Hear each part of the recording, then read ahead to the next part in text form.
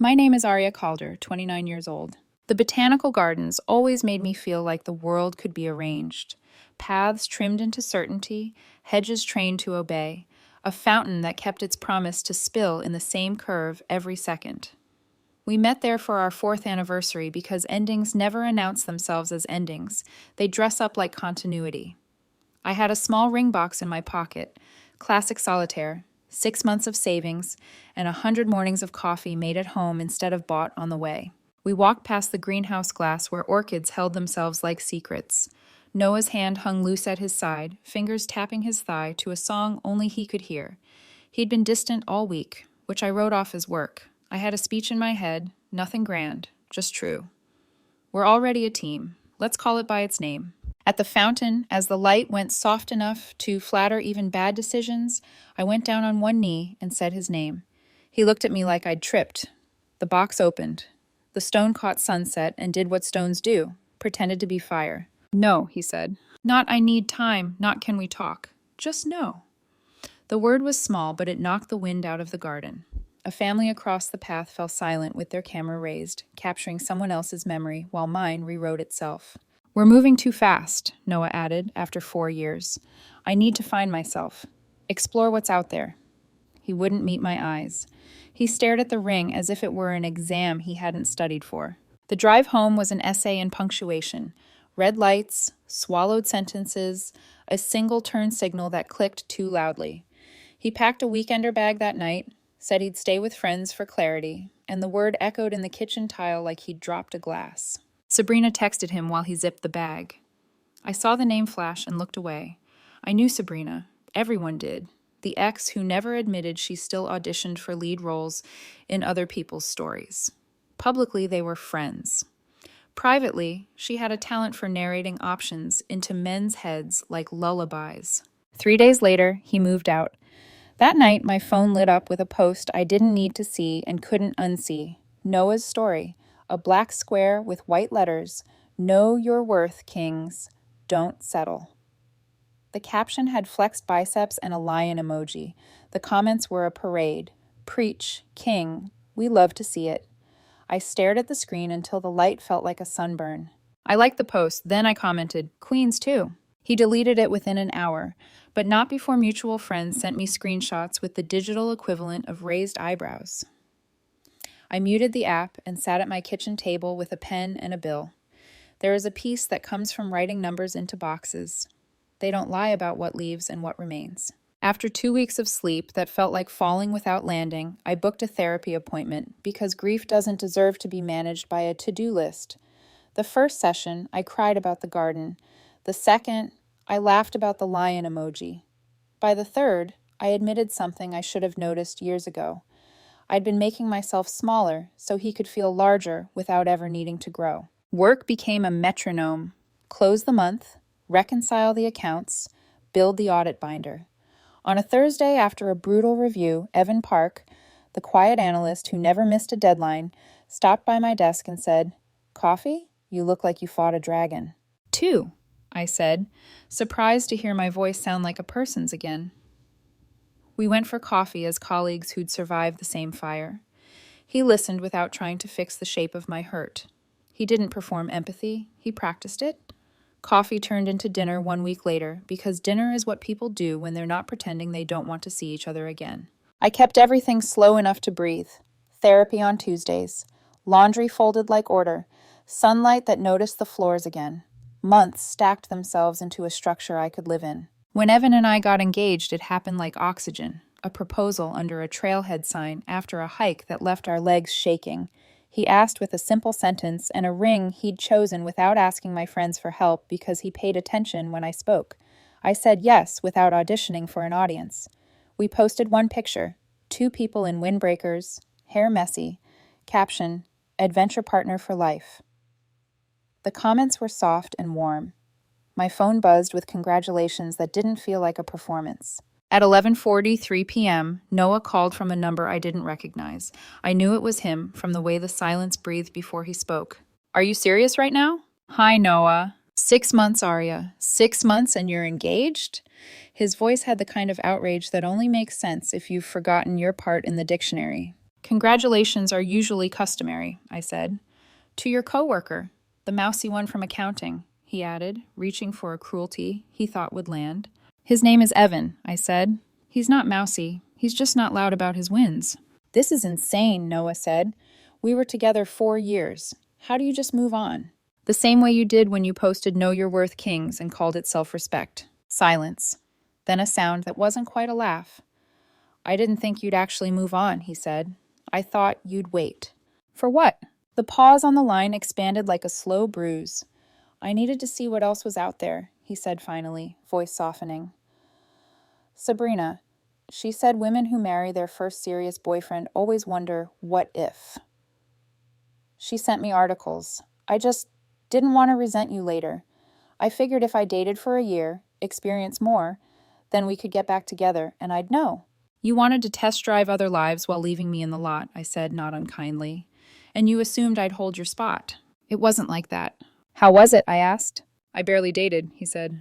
The word barely did what words do when they're asked to hold a lie. They cracked. I could hear Sabrina's voice in the hollow where his should be. You're young. You owe it to yourself. Level up. I pictured them at the same Morton's adjacent tables, the same flattering light. Here's the thing, Noah, I said. I don't want a love that needs to confirm my value by testing the market. I want a love that chooses me first, not later, not after. You're making a huge mistake, he said. He doesn't know you like I do. You're right, I said. He doesn't know the version of me who dimmed her light to keep you comfortable. He knows the version who takes up her actual size. You'll come crawling back when it crashes, he said, the line sharpening again. If it crashes, I said, it will still have been honest, and I won't crawl anywhere. He tried a different key. What about everything I did for you? CPA exam week, your mom's surgery? I was there. And I was there when your dad lost his job, when you switched teams, when your sister needed a loan. That's what partners do. It doesn't mean you own my future. He exhaled. So that's it. That's me refusing to be your safety net, I said. I hope you find what you're looking for. I did. I hung up before he could rehearse another speech someone else had written for him. In bed, the ceiling looked like a blank page, which didn't feel scary anymore. It felt like a place to write what's next. I turned my phone face down and whispered the only benediction I trust now. Let the truth be enough. Outside, the city stayed up late the way cities do. Somewhere, Sabrina was already drafting the next carousel post about standards and kings. Somewhere else, Evan had set his alarm early because he had a morning run planned and because men who show up don't need to be loud to be heard. I slept. 3 days after that midnight call, the silence started humming again, not from Noah directly, but from the people who orbit him when he needs validation. The first messenger was Sabrina. She slid into Evan's DMs, of course, not mine. Her opening line was a masterpiece of faux empathy. Hey, just wanted to reach out, woman to man. I'm a close friend of Noah's, and I thought you should know some things about Arya. She's using you as a rebound. She proposed to Noah. He said no. And she's been trying to make him jealous ever since. Be careful. She's vindictive when hurt. Evan showed me the message while stirring sugar into his coffee. He looked amused, not alarmed. She spelled vindictive wrong, he said. Then, without hesitation, he typed back, appreciate the warning. But if you were really his friend, you'd be more worried about his pattern than my relationship. He hit send, closed the app, and took another sip. That should keep her busy for a while. The calm in his voice settled me. This was what stability sounded like. Not silence from fear, but quiet from confidence. By lunchtime, Sabrina had blocked him, but the chain reaction had already begun. Brad, a mutual friend we hadn't spoken to in months, texted me. Hey, heard you got engaged. That was fast. You sure you're not rushing things? Derek, my college friend who once called Noah solid husband material, followed with, Noah's really torn up. Maybe you two should talk before it gets ugly. Even my cousin Claire, who hadn't checked on me since last Christmas, chimed in. Noah reached out. He's worried you're being impulsive. Just think before making anything permanent. It was fascinating how people who never visited during heartbreak suddenly became missionaries for my supposed healing. I ignored the texts, but ignoring doesn't stop the echo. It just teaches you which frequency you won't dance to. That night, Noah called again. Different number. I let it ring twice before answering. Arya, we need to talk about this maturely. We really don't. You're clearly hurt and acting out. I get it, but destroying what we had over pride.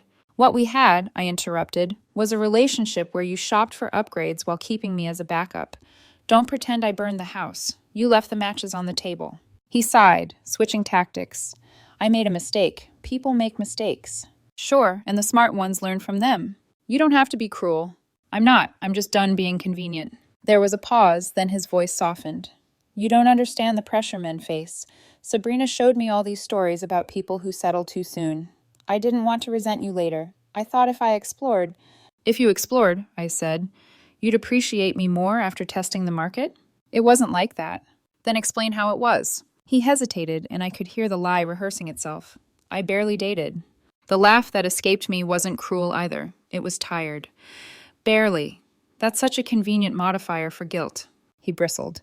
You're twisting this. I just needed to be sure. About what? That you were the right one. I leaned back in my chair, the phone warm against my ear. Noah, you don't test drive love. You either show up or you don't. You don't put people on hold until you're done comparing. He raised his voice. I didn't compare you. You made a spreadsheet, Noah. Emotional or digital, doesn't matter. You measured, weighed, and ranked. I just wasn't supposed to see the data. He went quiet. That silence told me everything. When he finally spoke, the defensiveness had drained out of him. I didn't mean to hurt you. You didn't mean to get caught, I said. There's a difference. I can't believe you think so little of me. No, I said. I think exactly enough of you. That's the problem. The next morning, Sabrina posted a quote on her story. A black background, white serif font. Sometimes we lose good people because we're brave enough to demand better. Below it, #self-worth, #growth. The irony almost made me laugh. Almost. By noon, mutual acquaintances started reposting it with clapping emojis. People love morality plays when they can cast themselves as the hero. I spent my lunch break drafting a tax reconciliation and listening to rain hit the office windows. Numbers, at least, still obeyed logic. When I got home, Evan was already there, cooking dinner, something with basil and garlic and the smell of normalcy. You look like you've been fighting ghosts, he said. Close, I replied. Flying monkeys. He smiled. The Wizard of Oz kind or the emotional manipulation kind? Both. He plated dinner, handed me a glass of wine. Let them fly. We're indoors. A few days later, a mutual friend forwarded screenshots from a private group chat. One of Noah's friends defending him, calling me cold, saying I'd moved on for attention. Sabrina replied in that chat too, with her signature tone of moral superiority. Some women just can't handle accountability. She always needed someone to worship her. I could have replied. I could have posted a long essay defending my side. But I'd learned something from Noah's garden rejection. The person who keeps talking longest usually loses the plot. So I stayed quiet, and quiet has power when it's earned. That Friday, my therapist asked what I wanted most. Closure, she suggested. No, I said. Proof that I can walk away without needing the last word. She smiled. That's closure, Arya. You just gave it a better definition. A week later, Evan came home from work with his phone buzzing in his pocket. He set it on the counter, and the screen lit up. Another message from Sabrina, this time to me. You really think you've won, don't you? Just wait until people see who you really are. No punctuation, just raw anger. I typed back 2 words. They already do. Then I blocked her. That night, Noah called one last time. This time with a voice that sounded more like regret than performance. Arya, he said, please, can we just meet once? I miss talking to you. Talking at me, I corrected. You never listened. I am now. Then hear this, I said. You didn't lose me because you made a mistake. You lost me because you kept insisting it wasn't one. There was no comeback this time, just a sigh, then a click. When the line went dead, I realized something I hadn't noticed before. My heart wasn't racing. It was calm. Whatever story he tried to rewrite about us, it no longer had my name on the cover. By Monday, the rumors had quieted. The flying monkeys landed, their wings tired from carrying someone else's narrative. But the story wasn't done, not yet, because the universe has a sense of humor, and the next revelation was already on its way. Hidden in the algorithm, wrapped in pixels, waiting to expose the truth Noah and Sabrina thought would stay buried. And when it surfaced, it would burn hotter than any breakup post ever could. The universe delivered the next blow through a screenshot. It was a Thursday evening. I was halfway through dinner when my phone buzzed. A message from Claire, my cousin, the same one who had checked in on me a week earlier. Attached were 6 screenshots and a single line. You should probably see this before everyone else does. The first image was unmistakable, Noah's dating profile.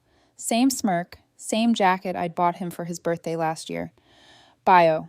Entrepreneurial mindset. Looking for someone ambitious who matches my energy. No time for mediocrity. Created 5 months ago, 2 months before I proposed. My stomach turned cold. I scrolled. There were chat logs, flirty exchanges with strangers, him describing himself as recently single. And then, the kicker, a conversation where he told one woman, "My ex was sweet, but she lacked ambition. She was comfortable. I'm not built for comfortable." Comfortable. The word hit harder than no ever did. He'd use my stability as the insult that made him interesting. The last screenshot was timestamped 3 days ago. Active user. Updated photos. I laughed out loud. The kind of laugh that isn't joy, just disbelief trying to find a shape. Evan looked up from the stove. That sounds like the laugh of someone about to commit a digital homicide. Not homicide, I said, documentation. It didn't stop there. The next day, another message came. This one from a mutual friend who'd always stayed neutral. The note read, "I don't want to stir the pot, but Sabrina's been bragging in her group chat. You were right about the spreadsheet." Attached was exactly what I didn't know I was ready to see. A ranking chart. 15 women, listed by name and occupation, sorted under columns labeled looks, lifestyle, income, potential. My name sat beside a neat number, numbered 11, in lifestyle potential. "Stable, loyal, but unambitious," read the comment line. I stared at it for so long that the numbers blurred. The irony wasn't lost on me. The accountant being reduced to a data point in someone else's emotional audit. Sabrina's name appeared in the same sheet's advisor column, of course. That night, I didn't rage post. I didn't call him. I didn't even cry. I opened my laptop, scrolled through my screenshots, and made one simple collage: his dating profile, the spreadsheet snippet, and my favorite quote from him. I just needed to find myself. I uploaded it with a caption that read, "Found him. No names, no accusations, just proof." By morning, my notifications looked like a courtroom. Mutual friends who'd once parroted his side were now quiet. Others sent hesitant apologies. Wow, didn't know. Guess he found himself on apps. I feel stupid for believing him. Sabrina, predictably, retaliated with her own post. A black background, white cursive. "Never let bitter people rewrite your growth." The comments were thin this time. The clapping emojis had disappeared. At noon, Noah texted from another new number. "You've humiliated me. You didn't need to go public." I typed back. "I didn't go public. You did. I just added citations." He didn't respond. That afternoon, my phone rang again. HR. My stomach dropped for half a second until I remembered. I'd done nothing wrong. "Aria," the HR manager said gently, "someone filed a complaint accusing you of defamation on social media." I exhaled. "Let me guess, Noah Blake?" There was a pause. "I can't confirm that." I smiled. "You don't have to. Do you want me to forward the supporting documents?" I sent them everything. The timestamps, the posts, the spreadsheet. By the end of the day, HR replied, "No further action required." That night, Evan and I went for a walk through the quiet part of downtown. The air smelled like rain and burnt espresso. "You okay?" he asked. "I thought exposure would feel satisfying," I said. "But it just feels sad." He nodded. "Because you're decent. You expected a person, not a headline." I smiled faintly. "You're getting poetic." "I'm dating an accountant," he said. "Someone has to bring the metaphors." Saturday morning brought a final act of desperation, an email from a law firm. Subject line, "Notice of potential defamation." The body was a wall of legal jargon accusing me of publicly misrepresenting facts with malicious intent. I didn't even finish the paragraph before forwarding it to my lawyer, Tommy. His reply came within 5 minutes. "All statements are factual, supported by documentation. Truth is a complete defense. Tell him to enjoy his spreadsheet." Attached was his official response: professional, airtight, fatal. By Sunday, the email thread died. Then came the plot twist no one expected: Sabrina's betrayal against Noah. Apparently, after my post gained traction, the heat became too much. Mutual friends started asking questions. Someone cornered her in a group chat. To save herself, she leaked more evidence. Screenshots of her conversations with Noah, mocking his engagement paranoia. Voice memos of her bragging about coaching him through the breakup. Even proof that she'd been flirting with him while still helping him decide what he wanted. She uploaded the wrong clip to her Instagram story, a 5-second audio file of her laughing, saying, "He really thought he was testing women. Sweetie, he was the experiment." It spread like wildfire. By evening, both of their accounts had gone private. The comments under my collage, filled with people who used to ignore my posts. You deserved better. She played him. This is karma with receipts. I didn't reply to any of them. Validation isn't the same as victory. Late that night, Noah texted again. I hope you're happy. You've destroyed my reputation. I stared at the message for a long minute before replying. Reputations destroy themselves. I just archived the evidence. He didn't respond. I set the phone on the nightstand, turned off the light, and exhaled. The truth had stopped feeling like fire. It felt like air. For the first time since that night in the gardens, I didn't replay what I could have said differently. I didn't rewrite the story in my head. I let it close. Cleanly, silently, perfectly documented. Because closure doesn't come from confrontation.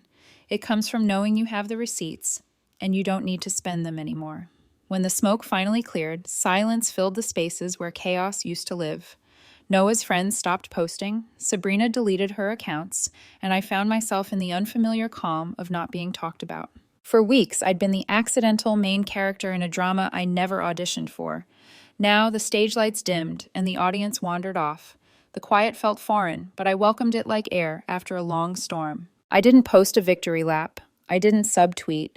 I simply returned to my life, unglamorous, private, and finally mine. A month later, a message from the building front desk interrupted that peace. Ms. Calder, there's someone in the lobby asking for you. Says it's urgent. I almost ignored it, but curiosity is a muscle that doesn't retire easily. When I stepped out of the elevator, I saw her, Sabrina. Hair perfect, smile sharp, wearing the kind of confidence that used to convince people she was unshakable. But her eyes were different now. Frantic, cornered. Arya, she said softly, can we talk? I can't imagine why. She took a step closer.